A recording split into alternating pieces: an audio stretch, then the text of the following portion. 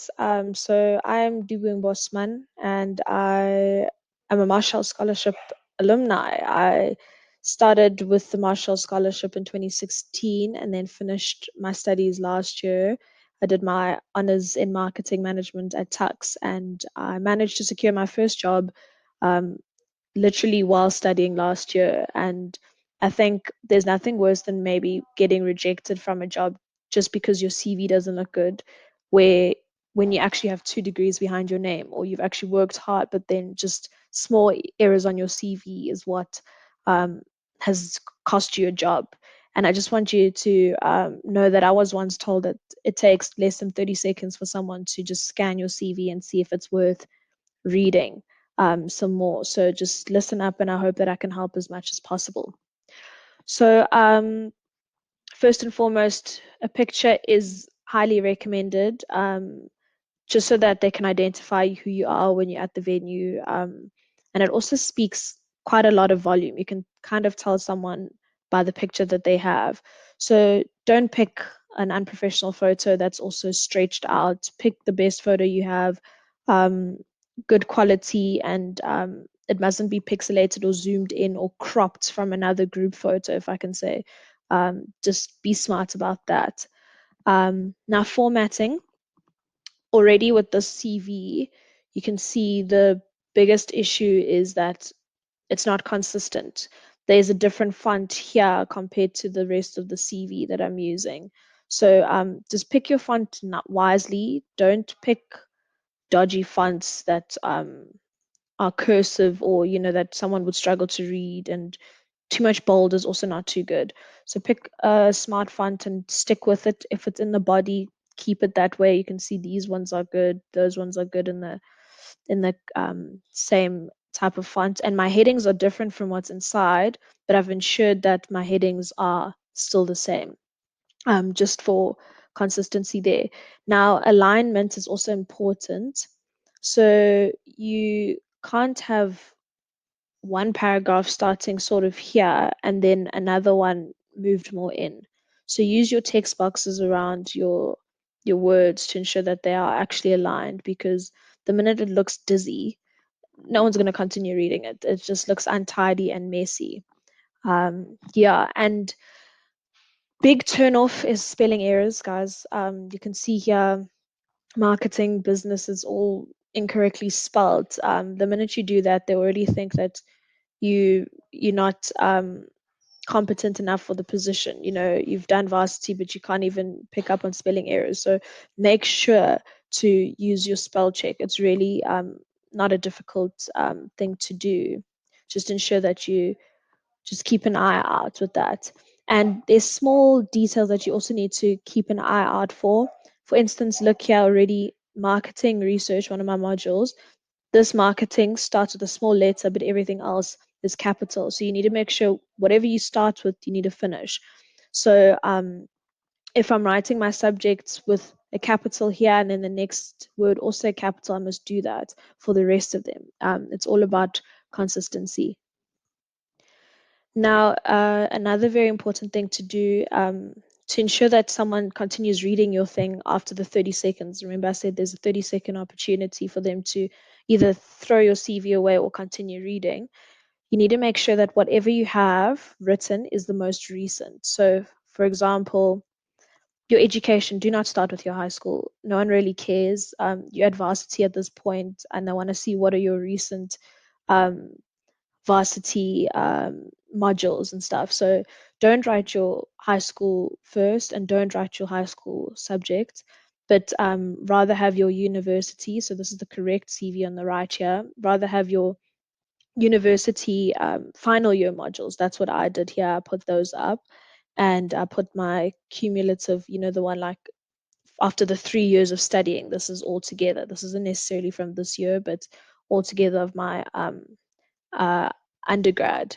But yeah, so anyway, so make sure that you don't, you keep it most recent qualification, if I can say first. Same with job experience.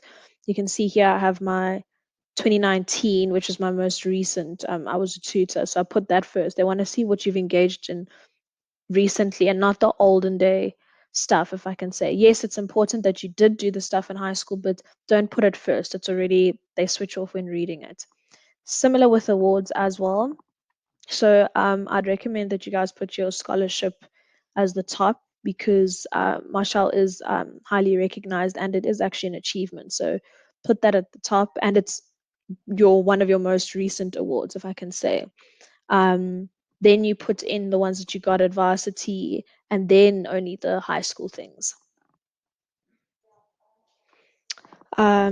Yeah, so then just to go back to the top, about me, is very important, so that it's short and sweet, but also speaks a lot about you. So mine is more centered around growth and learning, because as a recent graduate, you don't know much. You can't be selling um, your future employer dreams that you know, can come change their company. So be honest, but also be short and sweet in your bio, because that's probably the first thing they read before they come to your education.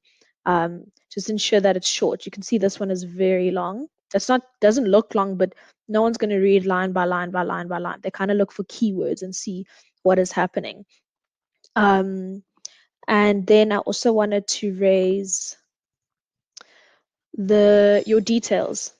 So obviously these aren't my real details, but please make sure that yours are real when you submit your CV. Phone number, email, that's really all you need. Avoid putting your ID on your CV and your residential address, because next thing your CV lands up in the wrong hands and then someone's at your door knocking. Um, and yeah, that's just dangerous. Be smart about that. And I've also, so along the lines here, so the gray box is just something nice for people to see where my strengths are and my awards. And my languages, some people actually really value if someone is can speak more than one language. So my home language is Setswana, but I put English as the first medium, because that is the universal language that's spoken, I guess. And then I have my references. So for those of you who don't know what references are, it's people. Oh, Cyril's name is spelled wrong. It's people who you have worked with before. So don't put your family there. That's just not smart. People who you've worked with or have, yeah, a strong working relationship with, who can actually speak on behalf of you and preach about how, like, what a good person you are to work with, for example. So if you were involved in some activities at varsity or residences, or like sports teams, you can put your coach or whoever it was that was in charge and who you worked with. Just make sure that you've asked them for their permission, because you will be putting their details on your CV, and they just need to be aware that one day they might get a call from an employer who's checking to see that is Dibueng actually a hardworking person, like she says she is.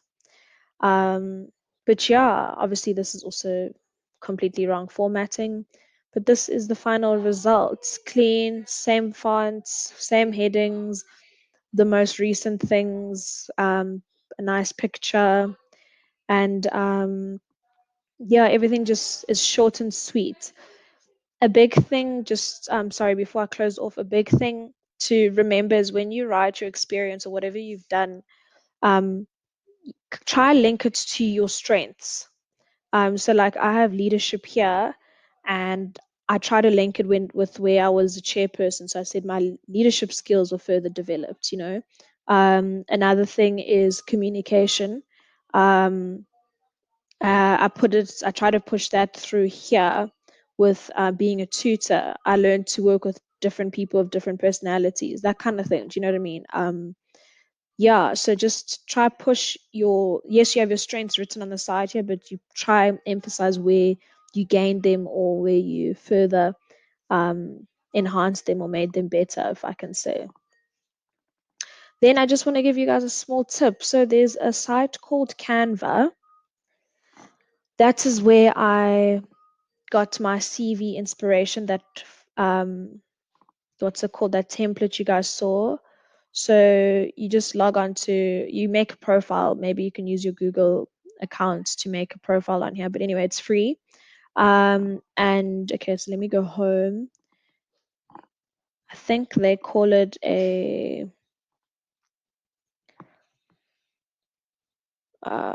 curriculum, like a resume. They call it a resume on here. It's American. Then you find really nice designs. You can play around there. So what I did with mine is, let's say for example, this one. I didn't download it. I'm not too great on Canva, but I took the inspiration and went to Word and made my own. So the gray block, you can always, you know how to insert a gray block on Word. I just inserted a shape, made it big, and then put it to the side. So you can just play around with things like that on Canva, or you can edit your thing on Canva. They already have the text box aligned and everything like that. Um, but yeah, guys, so please, please, please focus on what you put on your CV. You guys have studied hard, and I wouldn't want you to lose out on a job just because your CV doesn't look that great. I'm more than welcome to help you out after you've refreshed your CVs, and then I can assist where I can. But yeah, have a lovely lockdown, everyone, and I really hope that you managed to get through this whole video. And good luck with your job applications.